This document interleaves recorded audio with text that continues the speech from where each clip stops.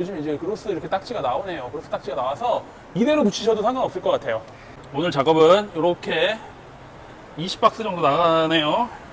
상품은 효율이 엄청납니다. 요거는 5만원 써서 63만원을 벌었어요. 1184%예요.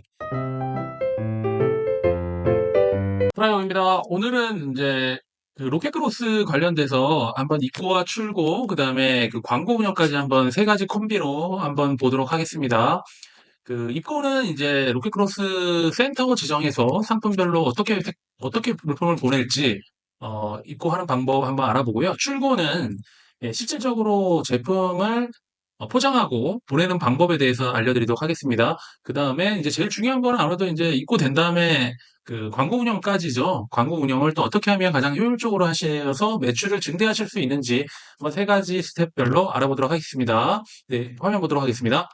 홈페이지 이렇게 메뉴가 왼쪽 메뉴가 바가 있고요. 여기서 로켓크로스 홈에서 로켓크로스 홈 한번 보세요. 로켓크로스 홈 같은 경우에는 이렇게 매출에 대한 그래프가 이렇게 쭉 나오겠네요. 월별로, 일별로 매출이 그래프가 나와서 참조를 하시면 되고, 처음 하시는 분 입장에서는 매출 그래프가 없겠죠. 예. 그러면 요거는 패스하고, 두 번째 이제 재고 현황 쪽 보통 이제 운영하시는 분 같은 경우에는 재고가 얼마나 입고가 잡혀 있는지, 얼마가 판매되었는지 확인하실 수 있는 창이 재고 현황 창이에요. 그래서 재고 현황을 많이 보실 수 있는데, 초보분들께서는 재고 현황 입고하신 상품이 없으니까 재고 현황에 또 보시는 의미가 없겠죠. 처음에는 입고 관리로 가시면 됩니다. 입고 관리. 그래서 입고 관리에서 입고 생성하기 누르시면 됩니다. 입고 생성하기 누르신 다음에 확인 누르시고요. 그 다음에 내가 입고할 상품을 여기서 선택하시는 거예요. 네, 선택하시고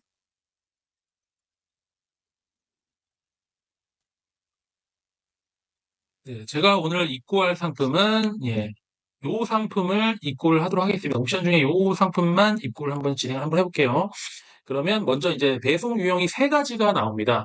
첫 번째는 쿠팡에서 밀크런이라고 해서 쿠팡에서 픽업하는 그 배송 방법이고요. 쿠팡에서 이제 쿠팡의 화물 트럭을 내가 언제 보내겠다라고 예약을 하는 겁니다. 예약하는 거, 쿠팡에서 픽업하는, 요걸 팔레트로 보내야 돼요. 팔레트로 돌돌돌돌 이렇게 랩을 감싸서 보내야 되다 보니, 일반 판매자들은 보내기가 좀 쉽지는 않아요. 그래서 요거는 패스할게요. 그 다음에 직접 보내기가 그러면 있는데, 직접 보내기도 두 가지 항목을 선택하실 수 있습니다. 첫 번째는 택배로 보내기, 두 번째는 트럭으로 보내기가 있습니다. 트럭으로 보내는 것도 쿠팡에서 트럭이 와서 실질적으로 싣고 가는 많은 대량 물건을 가져가는 방법이 되겠습니다. 근데 이 방법 같은 경우도 똑같이 팔레트로 진행을 좀 해야 돼요. 그래서 팔레트보다는 일반 초보분들이 진행하는 건 택배로 발송하는 겨, 택배로 보내기로 누르도록 하겠습니다. 그리고 출고지는 미리 등록한 출고지, 그리고 제품이 문제가 있을 때는 회송받을 만한 회송 주소지도 또 입력하시면 됩니다. 그 다음에 두 가지 출고지 회송지를 넣고 여기에 상품 목록은 아까 제가 하나 선택한 그 목록을 제품을 보시면 돼요. 그래서 여기서 바코드도 있는데 바코드를 처음에 등록을 하시는 게 좋아요. 예, 이렇게 등록해서 등록하는 방법이 있는데 첫 번째는 쿠팡 바코드를 사용하겠습니다. 두 번째는 표준 바코드를 사용하겠습니다. 했는데 저는 제 바코드를 사용하기 때문에 표준 바코드를 사용하겠습니다를 누르고 그 다음에 제 바코드 번호를 입력하는 거예요. 예, 그 다음에 마지막은 뭐고요? 여기는 제가 오늘 수량을 10개만 입력할 거예요. 10개만 등록할 거고 다음 누르도록 하겠습니다.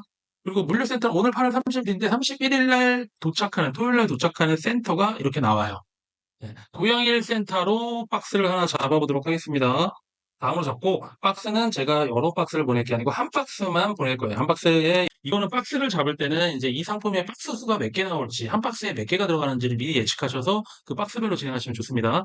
그래서 10개 하시고 다음 누르십니다. 다음 누르시고 택배사는 제가 한정 택배를 쓰고 있으니까 한정 택배 승장 번호를 입력합니다.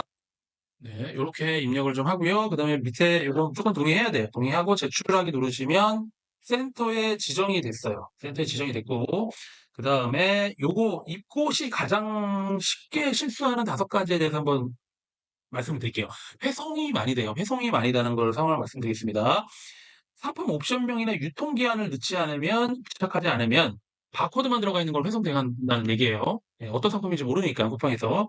두 번째는 바코드가 이제 보통 박스에도 우리가 카튼 박스에도 바깥에 보내면 다른 뭐 송장 바코드라든지 다른 바코드들이 있으면 회송될 가능성이 높습니다. 왜냐면 이제 롤러를 타고 다 이 제품이 입고되다 보니까 그때 자동으로 바코드를 인식하는데 바코드가 에러가 떠요. 그러니까 요런 바코드는 뭐 친구주의 스티커라든지 로켓크로스 딱지라든지 아니면 빈 종이라든지 아니면 칼로 긁어내든지 이렇게 그 한 개 이상 바코드가 한 개 이상 부착되지 않도록 주의하셔야 됩니다. 그리고 이 제품이 포장이나 상품 자체가 파손된 상품을 입고하지 말라고요. 박스 찍으라도 저도 모두 회송입니다. 그거 주의하셔야 돼요. 네, 그다음에 상품의 오류나 여기서 지금 얘기하는 게 더 많은 수량을 입고하지 않도록 주의해 주세요라고 나오거든요. 이게 과착이라고 하는데 물건을 보낼 때 내가 지정한 수량이 만약에 10개였는데 11개를 보내면 제품이 회송이 됩니다. 근데 만약 10개로 지정하고 8개, 7개, 9개 보내는 건 상관없어요. 그래서 덜 보내는 건 상관없다. 하지만 많이 보내는 거는 무조건 회송된다라고 생각하시면 돼요. 그래서 수량을 좀 넉넉하게 잡으시는 것도 방법이에요. 예, 수량을 잘 모르시는 경우에는. 그 다음에 대부분 회송을 많이 당하는 게 또 바코드 인식 오류입니다.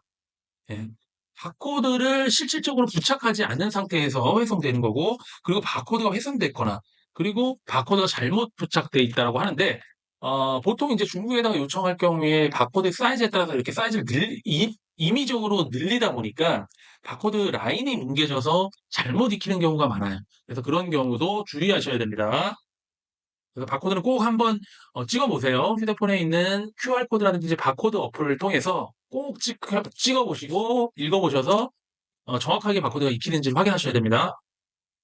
그래서 이런 부분에 회송이 되게 많아요. 의외로 많은 실수들을 하거든요. 그리고 원래대로라면 로켓 배송 저 같은 경우는 로켓 배송을 하기 때문에 한 센터당 9박스 이상을 보내면 안 돼요. 원래는 로켓 배송은.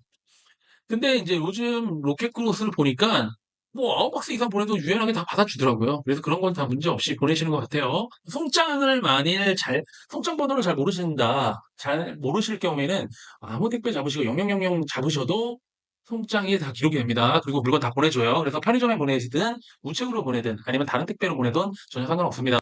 입고 상세 페이지 누르신 다음에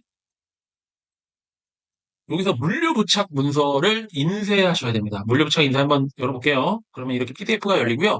이런 식으로 출력이 됩니다. 전에는 이 로켓크로스 딱지가 원래 별도로 있었는데 한 번에 출력이 되도록 이렇게 바뀌었네요.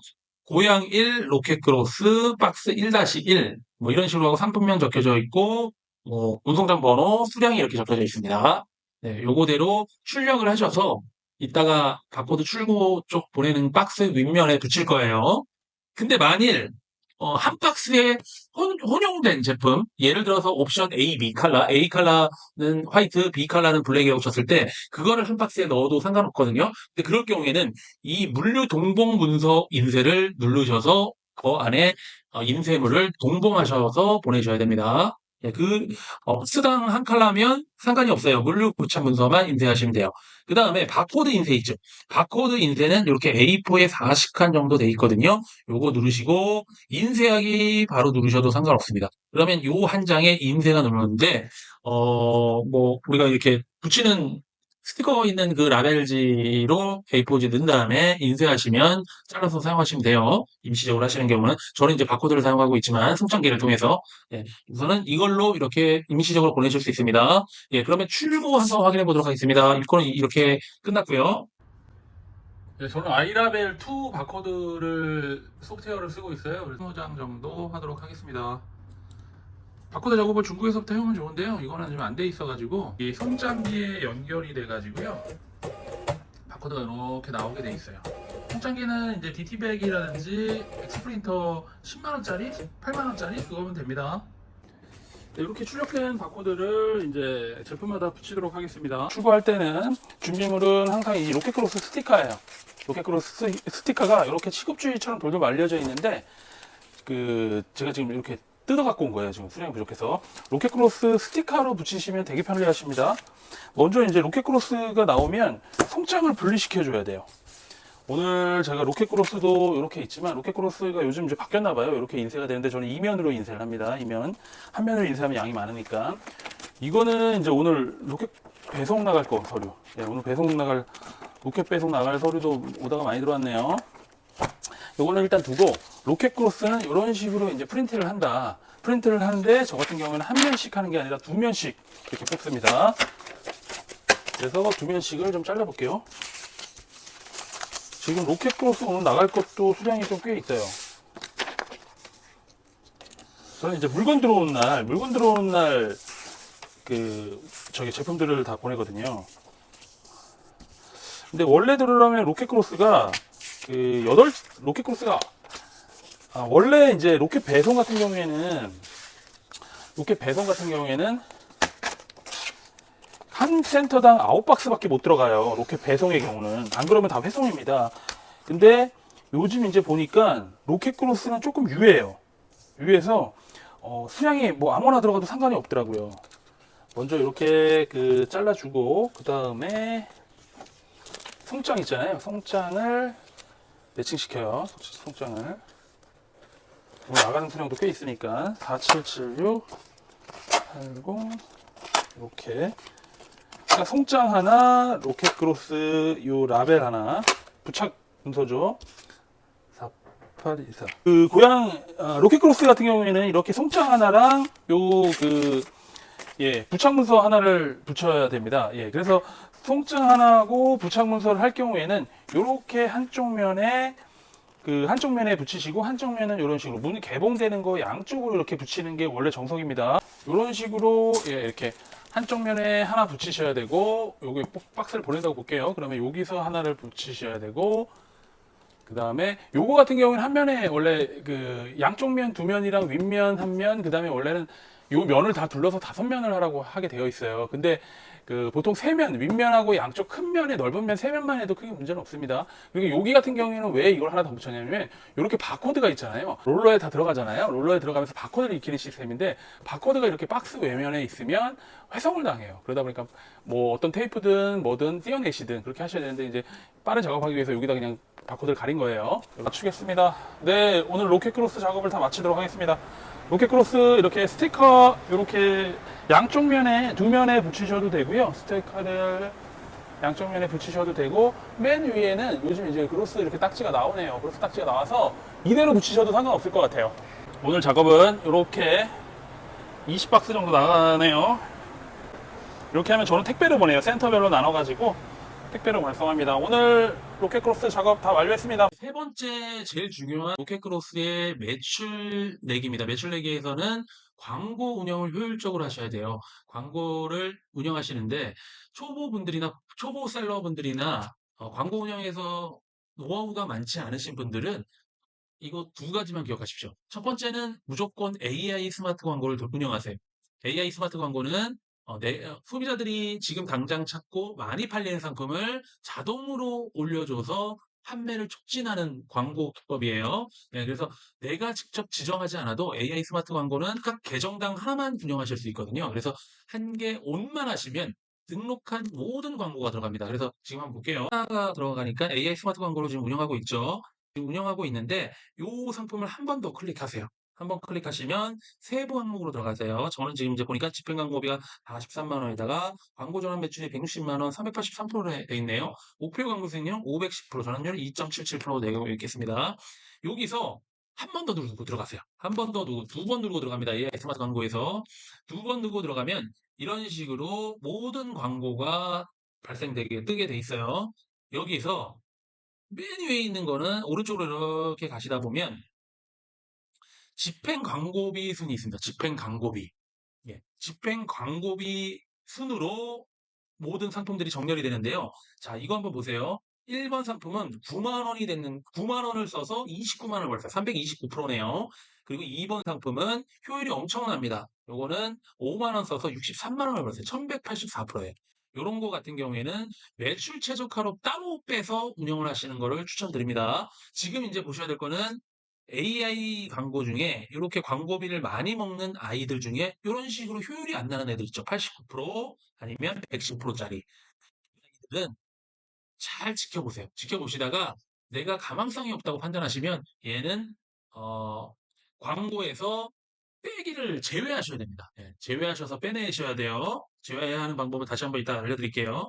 그래서 전체적으로 광고가 저는 배분이 잘 됐어요. 상위에 있는 두 놈 빼고는 전체적으로 광고가 잘 운영이 됐는데 이 아이는 12,000원 썼는데 광고 수익률이 0%죠. 이게 115%고 이렇게 110% 0%짜리들은 눈여겨보셨다가 불필요하다고 생각하면 그냥 빼야 됩니다.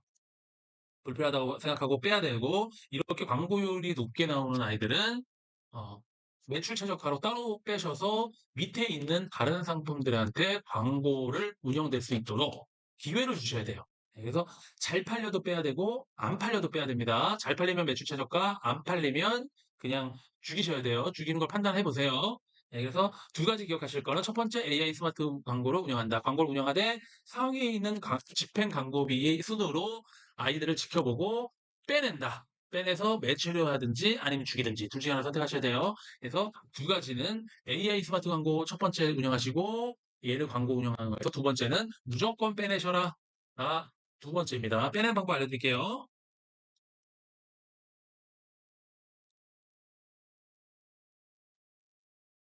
클릭하고 들어가신 다음에 두 번째 세부 항목에서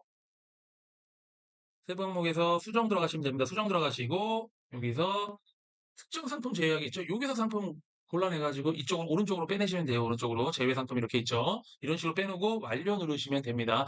요 두 가지만 기억하시면 광고는 효율적으로 운영되고 높은 매출, 로켓크로스 매출을 하실 수 있습니다. 오늘 영상 여기까지 봐주셔서 감사합니다.